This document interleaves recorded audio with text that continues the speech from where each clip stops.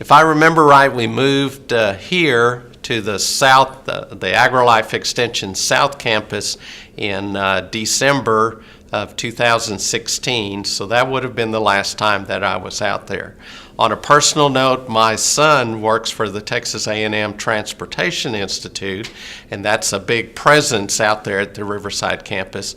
So occasionally he will call and say, "Look, Dad, we're having a test of a barrier crash, and would you like to come out and observe that?" So I have been out on the Riverside campus during 2017 after we have relocated our particular office. And so that always brings back memories. Of course, our building, 4431, is no longer there, so that was kind of sentimental when I saw that the building had been taken down. So that caused a little emotional concern to me at that time. So was that building circa the World War II era? I mean, was it an old converted? Our particular building, 4431, served as officer barracks when that campus was an Air Force base. So, of course, officers were housed in there.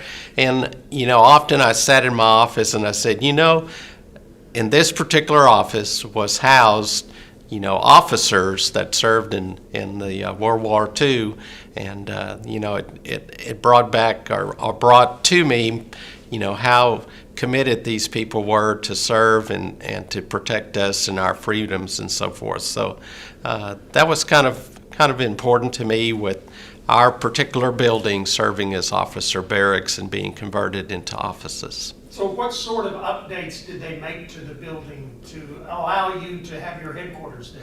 Well, some of the walls were taken down to make larger spaces instead of a single bedroom kind of a concept, and so that provided meeting rooms, larger meeting rooms, also a pool for our support staff to be housed in, and then some of the walls, doors were put in so we could join two offices together, so have a support staff and the district administrator side by side to work together there. Of course, the walls were painted because when we first went in there, all the walls were the military green in color. So, of course, we painted all the walls white and upgraded the building.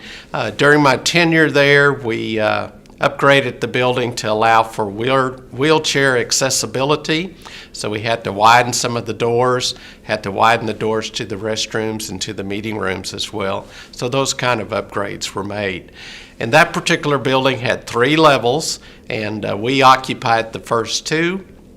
And the third level, nothing was done to it, so you could still go up there and you could see how it was set up as officer barracks, and the walls were painted green and those kinds of things. So it's kind of interesting.